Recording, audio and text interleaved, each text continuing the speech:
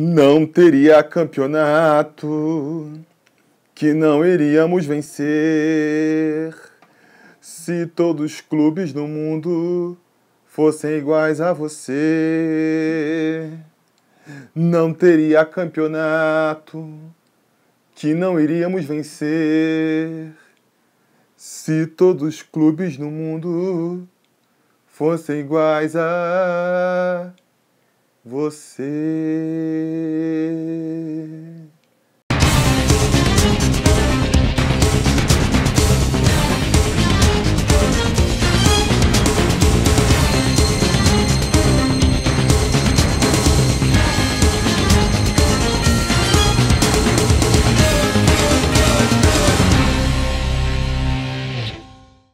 Fala, torcida vascaína, eu sou Felipe Tiru e esse é o Sobre Vasco, o programa que está tentando achar seu estilo durante a temporada, assim como o Vasco. E no programa de hoje nós vamos falar sobre o clássico do Engenhão, mas antes, deixa eu dar meus 2 centavos na questão do lado da torcida no Maracanã.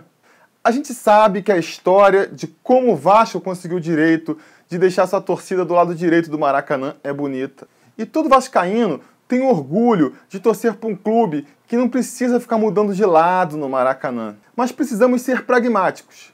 O Maracanã, como a gente conhece, morreu. Lá no mesmo lugar, com o mesmo nome, tem um estádio, mas que não é aquele nosso Maracanã.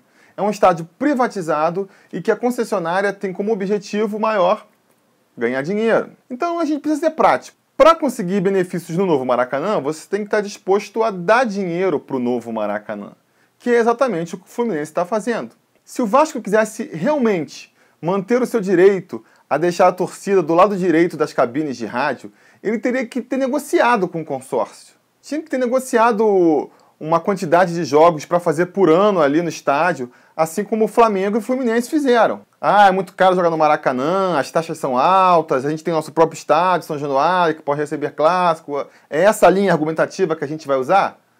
Então abraça, gente, não tem jeito. Se o Maracanã não é nosso estádio, a gente não vai jogar lá constantemente, então também a gente não tem direito de pedir nada, né?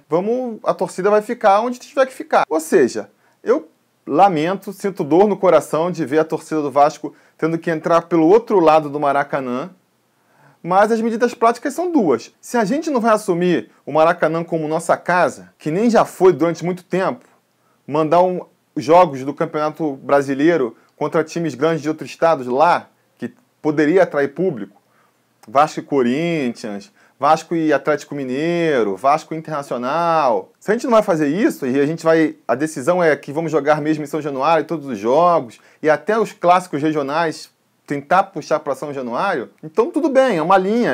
Eu preferia que a gente continuasse com o Maracanã, mas é uma linha de raciocínio que eu vou aceitar. Só que aí não vem com bravata de não aceito que a torcida fique do outro lado, porque o Maracanã já não vai ser mais nossa casa, a gente vai estar lá como visitante. Ficar com essa bravata parece mais querer jogar uma cortina de fumaça para distrair o torcedor do foco que realmente importa, que é fazer um time competitivo, sanar as dívidas do Vasco, construir um projeto de futuro para o clube voltar a ser grande, porque é isso, no fundo, que todo torcedor vascaíno quer. Se a gente montar um time competitivo, campeão, que jogue agradando a torcida, eu tenho certeza que a gente vai gostar de ir no Maracanã, não importa qual for o lado em que a gente for ficar. Mas por falar nisso, vamos falar do clássico então. O Vasco jogou nesse domingo contra o Fluminense a sua melhor partida no ano. O time voltou a mostrar a mesma dedicação que mostrou no torneio de Manaus e dominou o jogo completamente. Verdade que o Vasco teve uma ajuda do destino aí. A expulsão de Bernardo no jogo contra o Barra Mansa e a contusão do Montoya obrigaram o Doriva a mexer no time. Além disso, finalmente fecharam a contratação do Gilberto, que estreou no ataque. Essas mudanças melhoraram bastante o time do Vasco. No segundo tempo, o Doriva tirou o Rafael Silva, o Marcinho e o Gilberto e botou o Iago, o John Clay e o Thales. E aí, o que a garotada deu de fôlego pro ataque do Vasco, tirou de experiência. O time que vinha jogando mais cadenciado passou a jogar mais na afobação para cima. Não que isso tenha sido necessariamente ruim, mesmo achando que a formação ideal, na verdade, seria uma mescla dessa juventude com a experiência. Enfim, depois de perder muitas oportunidades na cara, ter pênalti não marcado, acabou que o juiz, a arbitragem aliás foi péssima no jogo, marcou um pênalti em cima do Luan e ele mesmo converteu e deu a vitória para o nosso Vasco.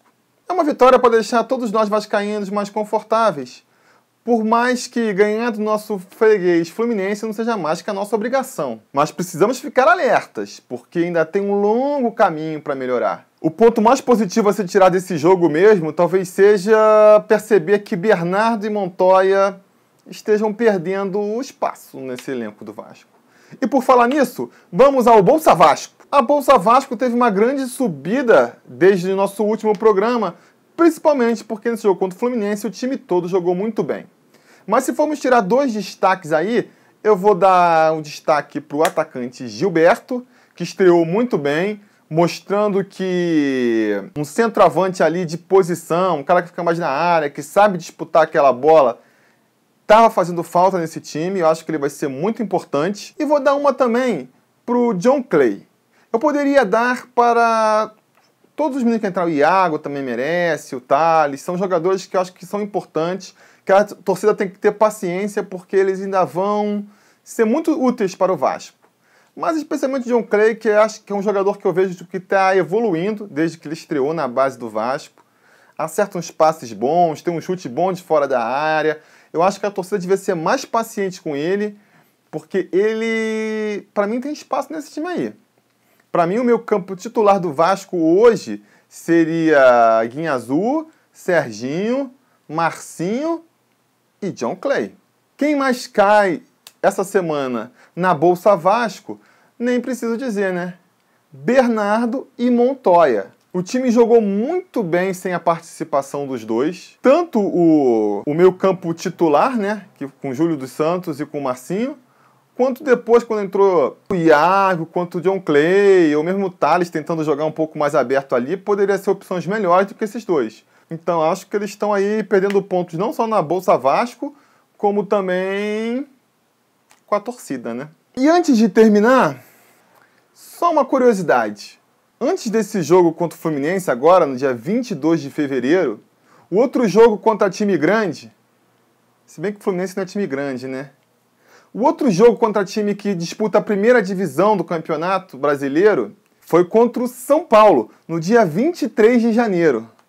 O nosso próximo jogo contra um time que joga a primeira divisão do Campeonato Brasileiro vai ser só no dia 22 de março, contra o Flamengo. É muito difícil acompanhar futebol no primeiro semestre.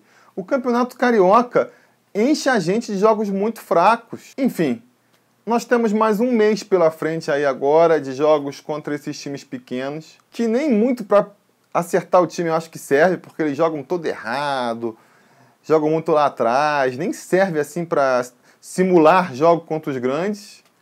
Mas vamos ver se serve para o Doriva ir acertando esse time aí, percebendo que Bernardo e Montoya não dão mais, dando uma chance para o John Clay. Vamos ver, né? Então é isso, pessoal. Não se esqueçam de dar um joinha aí no vídeo, assinar nosso canal e mostrar o programa para os outros vascaínos, né? Vamos fazer esse programa crescer aí para virar um canal aí entre todos nós torcedores. Deixe seus comentários aí embaixo ou então nos siga no Twitter, twitter.com/sobrevasco, e dê o like também na nossa fanpage no Facebook, facebook.com/sobrevasco. Beleza? Vejo vocês semana que vem então. E saudações vascaínas!